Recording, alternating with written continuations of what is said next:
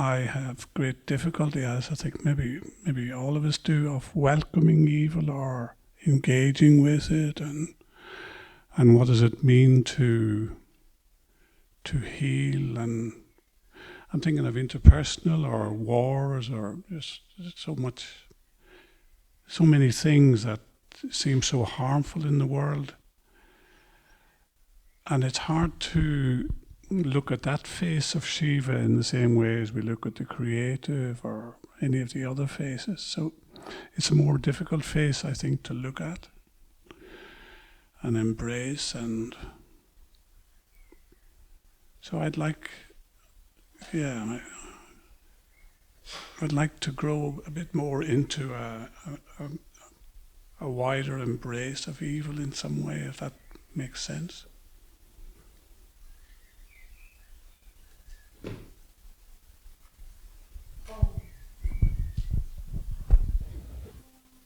When we speak of the highest philosophy, there is no such thing as evil. You need to simply understand and make this simple attempt to rise that sooner or later one would have to meet this paradox.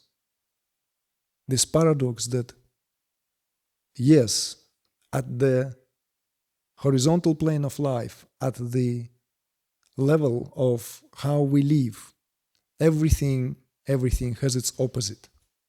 It cannot exist otherwise. And there are various expressions. Yes, there is expression, and there is this understanding that we live in time when the laws of nature are severely violated. The field of Dharma we spoke earlier is violated. When that is violated, then we don't even know where crime begins. Like in these very, very good thrillers. The good thriller is no longer about a villain that you determine who will be caught one day. The villain is not even the one who acts as a villain. You see? The villain may be a villain without even, we often sometimes placed in such position we can't even know what to make of it. It's also a propensity of our own propensity to project.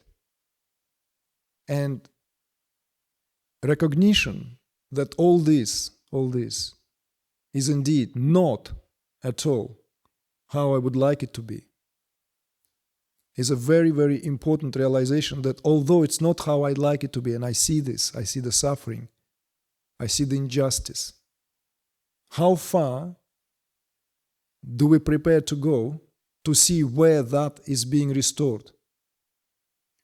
How far do we prepare to go to examine the true state of the situation? It's easy to take side, as we kind of inevitably do when it comes to certain position that makes somehow us feel better because it upholds certain values that we hold. So, in other words, we feel that this is a just situation. But we don't know, it's not given to us to see the full scope. This is what I mean. How can you trace the crime to where that leads to find the culprit?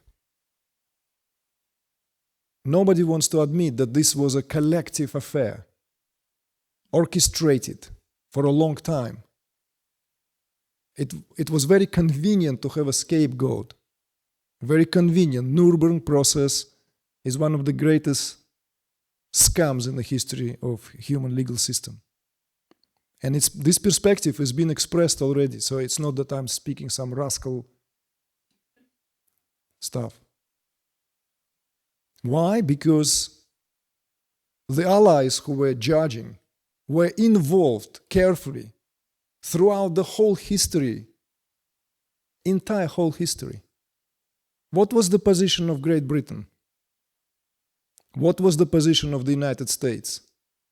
Let fascism rise and destroy communism. That was the idea. Simple political agenda. Whilst at the same time, a lot of money can be made. Onassis' fleet was supplying the Nazi machine with oil. Hitler didn't have oil of his own. Do we know the economics of the war? That's why he rushed so much to the Stalingrad to get his own oil, because he was paying in gold from the walls of Switzerland. You see? There are some other facts which is even more hard to stomach. More hard to stomach. More painful. The history of the Holocaust and the question, the so-called Jewish question. It was very well known to the supporters of Hitler. You know how many wealthy families, Jewish wealthy families, banking families in Switzerland supported the Nazi machine? So how far do we prepare to trace the culprit of evil? It's comfortable to sit on a sofa and lean on scapegoats. This is what we do. You see? We still do that. One Nazi general, when he was asked the question, he said that this is not a legal trial. He said this trial it does not have legal ground. It was very uncomfortable. These things no longer published because it's gone. We should go on in our history. We should forget, put it behind, and move on. But you're asking me this question.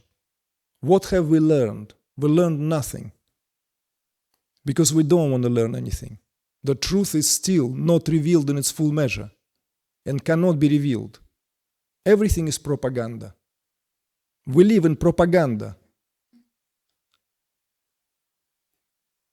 We live soaked, submerged, like we have an immersion. There's also another immersion, submerged in the state of propaganda.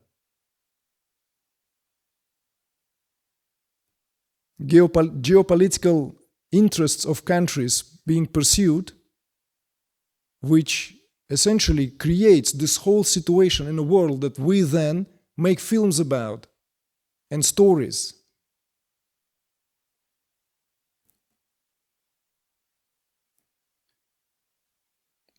This is what I meant, truly. This is what I really meant. There is no choice but to create your own universe.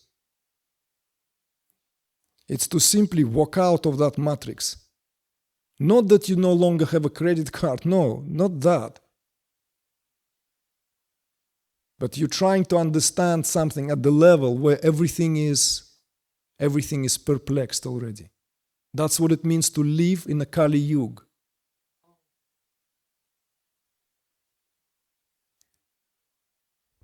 That's why great spiritual teachers were always personas non gratas, even if at some point they were personas gratas.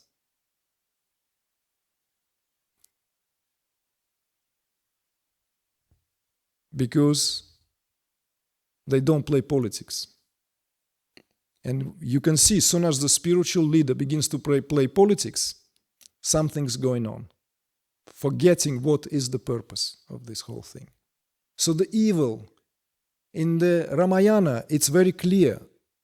Every folk, every milkmaid, and everyone in noble professions of its time will understand what's going on here. Rama's job is to slay the demon, and there is a plot.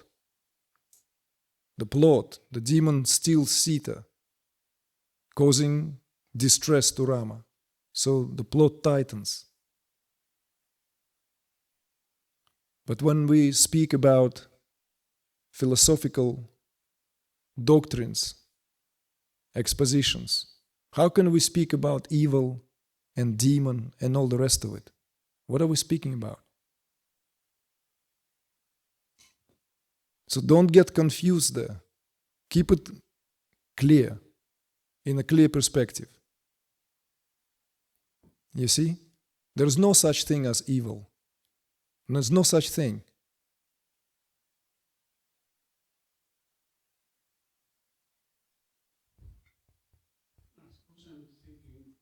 But why you not, like, why is it there's no such thing?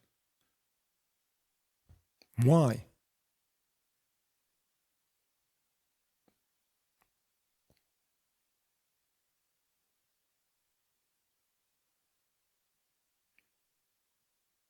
Well, you see that the perspective on even what makes this time so perturbed, so prone to erroneous actions,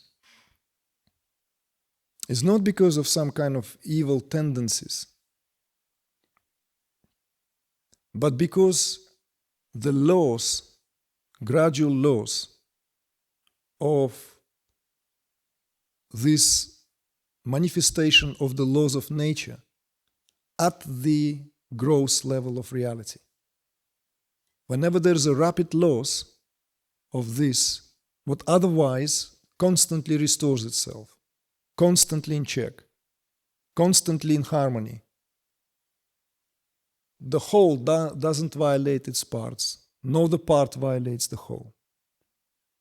But that situation undergoes some shift, and vibrations begin to become grosser, and it reaches a point when there is this loss, that what is at the subtle level no longer expressed fully at the material or physical level of reality. And that loss is being felt. This brings about the need to prop it up. That's the whole philosophy of Dharma. Dharma, the whole concept of Dharma is born out of the necessity to uphold it. When nothing needs to be upheld, there's no need for spiritual practices. Why there is need for spiritual practice? There's no need for any codes of conduct, no needs for any ethics even. Why? Because everyone acts and interacts in complete harmony. You see? But soon as their interference begins, then various desires, various intentions begin to bump into each other and cause ripples.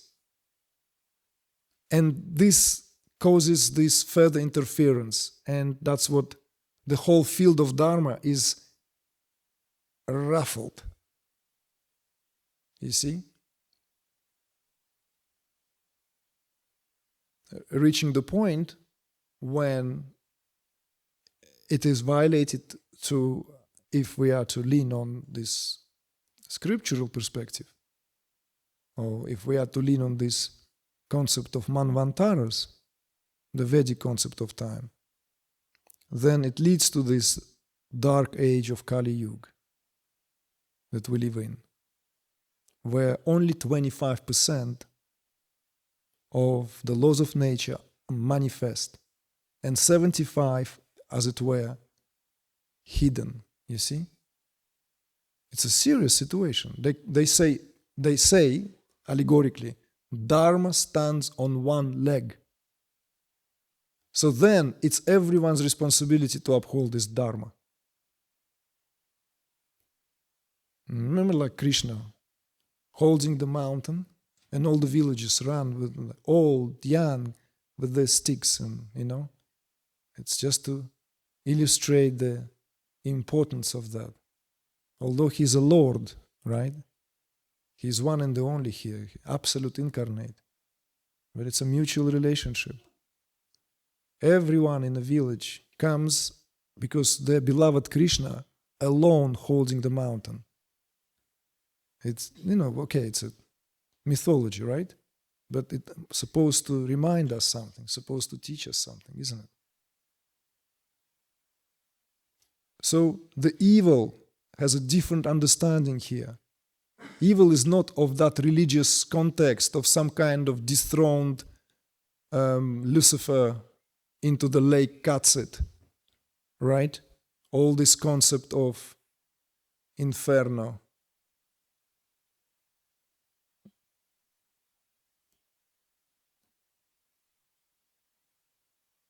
No, there's no such thing.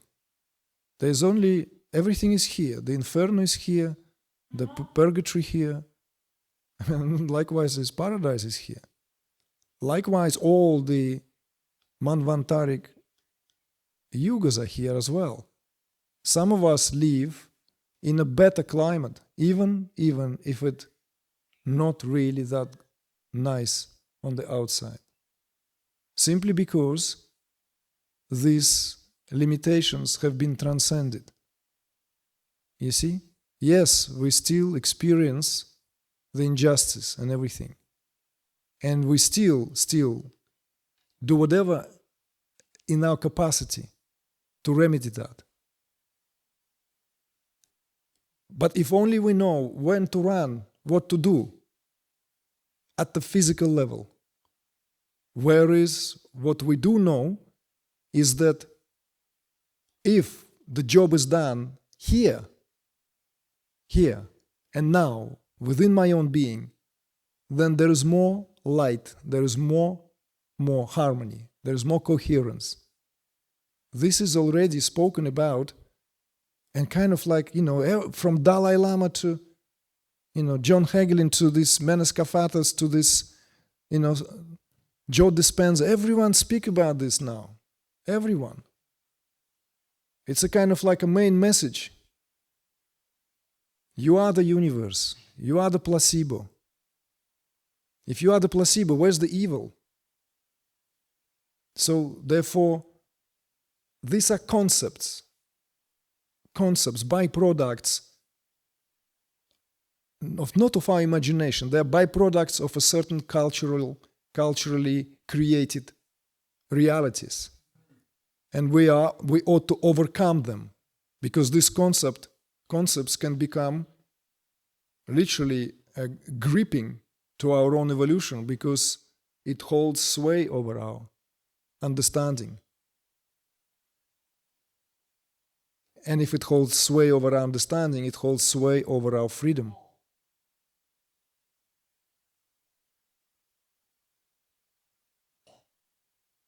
So it's finding the way in this paradox.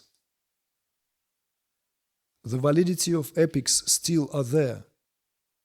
The battle is going on, always have been going on. The battle between the forces of light and the forces of darkness. It's the very leitmotifs of life. And at another end, there is also a clarity of perception, clarity of understanding. So we rise to that philosophical, if you will, truth. That it's only Shiva and nothing else. The most difficult thing to stomach is that it's all for the sake of Shiva's playful sport. This is horrifying. From human perspective, the hair stands on end. Because it is a kind of, it brings about this inhumane nature of God. But it's not inhumane, it's transcendent face of reality. So for some, this will be unbridgeable, because there is no possibility to bridge these polarities.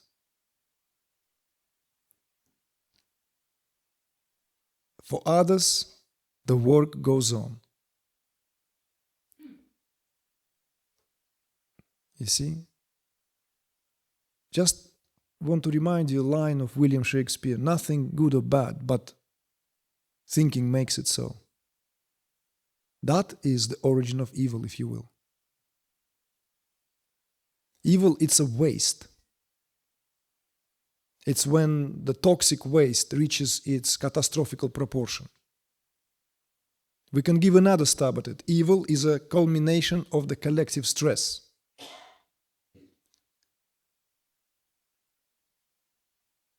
It's an obsession of a kind. It's a disease at a collective level. Therefore, the whole Europe went through the convulsion of that disease. The whole Europe, the whole civilized world. It's a shared responsibility. Fascism was a phase we went through. Refusing and refuting it serves geopolitical agendas. It's good to have evil. Okay? So we made Hitler into evil. Isn't that convenient? I was even shocked when venerated, what's his name? Gosh, the most venerated, the most famous, the most known spiritual teacher today in the world.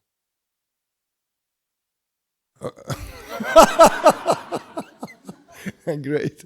Eckhart Tolle. I just like stumbled on that. It's not even a new video. Eckhart Tolle is asked about role of diet and spirituality. Okay? Role of diet from the point of view of nonviolence. And Tolle just went straight into, well, if you think vegetarianism is so good, it might be really, really, really your ego trip, because Hitler was vegetarian. Give me a break, you know. It was like, I couldn't believe it, seriously. I thought he's joking and it will come. No, it was seriously, like, you know.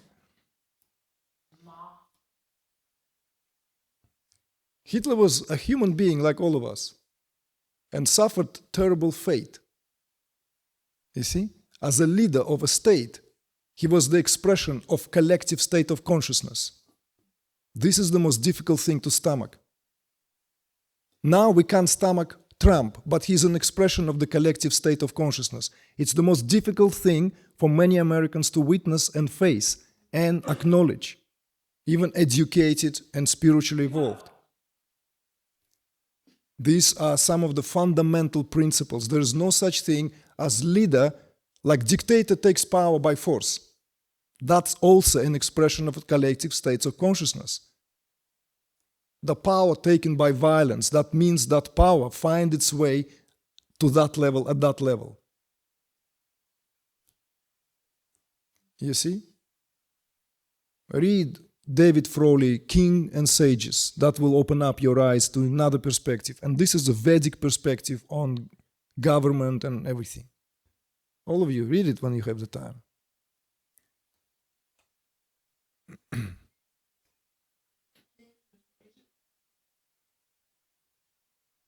Or Sages and Kings, I don't remember. Kings and Sages, I think. It's a relationship between what happens, what kings, you know, and rule, of course, rulers and governors and prime ministers and presidents or what have you, of the countries, of the states are, and what they essentially manifest, and how this whole thing works from the Vedic perspective. So this is, you see, this is where we ask impossible questions and able also and willing to look into it without being afraid. Without being afraid.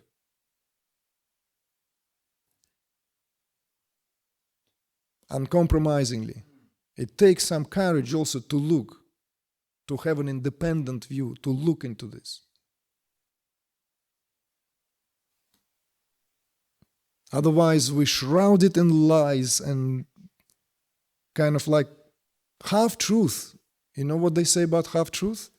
Half-truth is not truth at all. How can there be half-truth? Half-truth doesn't exist. And that's what we live. We live half-truth. So therefore, you ask me to speak about evil. There's no evil. It's only half-truth. It can immediately become anything from Lucifer to Ravana to what have you.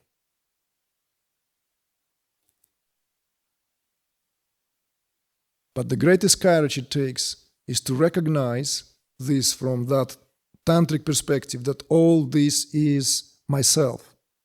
This whole world is myself. I recognize myself minutely. Everyone loves to talk about Jesus and Jesus' story and the apostles. At the Tantric Christ retreat, when we first time spoke about this deliberately, we talked about, I brought this subject that everyone is willing to see oneself in everyone except Judas. One is okay to be Paul, it's okay to be Peter. It's okay to betray Christ from weakness, lack of strength, fear. But it's never, we want to, for a moment, feel the place of Judas. The history of racism is steeped in the history of Judas. Isn't it? It skillfully was manipulated and turned the whole thing into it. Look at the paintings, I mean, come on. Look at the paintings. And yet, the whole point of that story is us being able to recognize every minute shade of every character. This is Shakespeare. This is the genius of Shakespeare. There's no greater psychological works. The ancients did it all already. We're now only reconstructing it in the modern drama, you know. It's like, oh, but it's all done already. All the forms are even done. Genres. But for what? For why? Why? My understanding is so that we can recognize. The greatest learning is to recognize. It's always this propensity to see and recognize that the villain or the coward is there, someone. But the whole beauty, if you will, here now, speaking from the humanitarian tradition, is to recognize the shades, look at them courageously. This I do remember very clearly in the genius of Ramayana is precisely in that. The juxtaposition, the contrast, the wickedness is to bring something, to highlight something. How the noble act is recognized in us and what we experience. How the wicked act, what do we experience?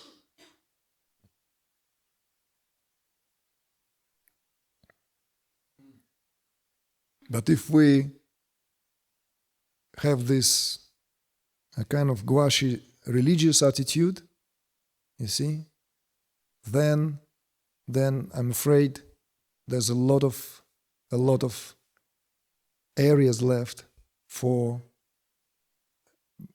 essentially keeping that blind eye of not being able, not willing, not wanting. Because it's somehow feels very uncomfortable. But our job is to reconcile it in ourselves. Where else can we reconcile it?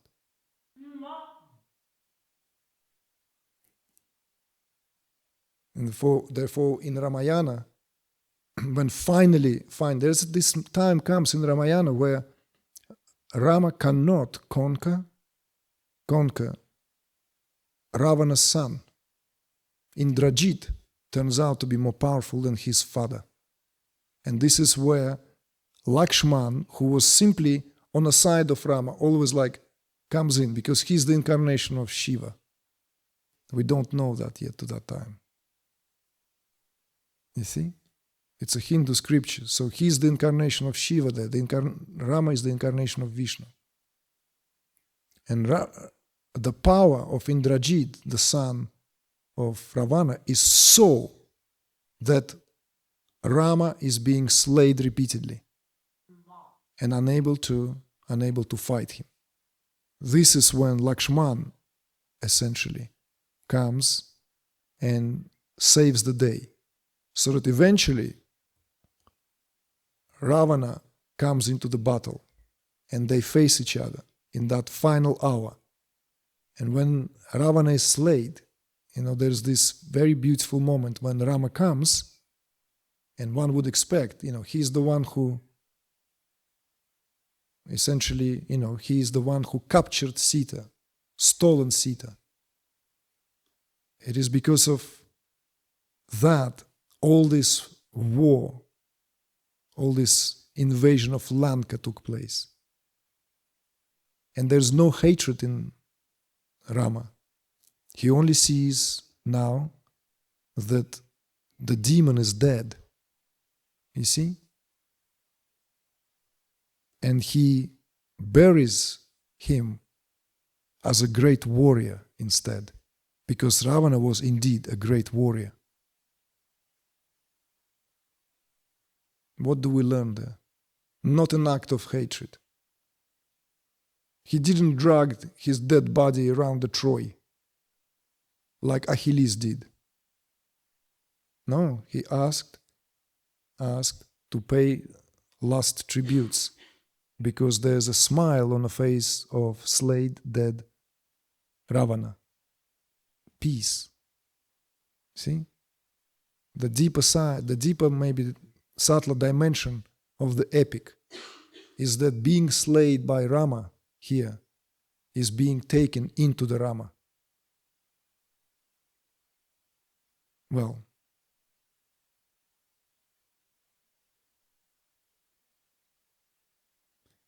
so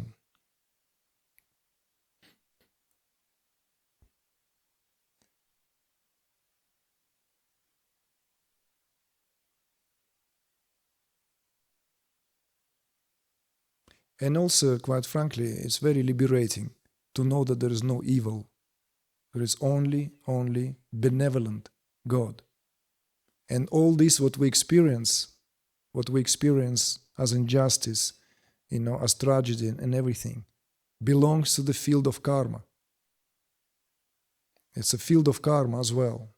It's another perplexing concept that comes from Indian subcontinent, which, if not fully understood, could cause some really serious doubts. You see, it's not in the limitation of the power of the Creator, if you will, that what takes place at the level where essentially at some point things start to bump into each other.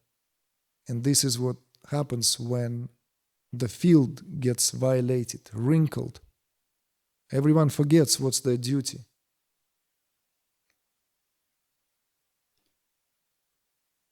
And it's like a chain reaction. So where do we begin our work? Only here. Our work, our job is to restore peace here. Therefore, question was asked what to do, right? Early on, right? How can you be of service? When that question was asked to Ramana Maharshi, he said simply, realize yourself. If you realize yourself, then you did tremendous service to the world, because you realized the highest potential present in human incarnation, in human birth. Then that realization suffices. Everything else comes from there. Doesn't matter. Doesn't matter what you do or not do. But not realized, the opportunity is forgone. The opportunity is not there, so has to come back. Something else has to happen. Where is evil in that? There's no evil. See no evil, hear no evil, speak no evil, because there's no evil.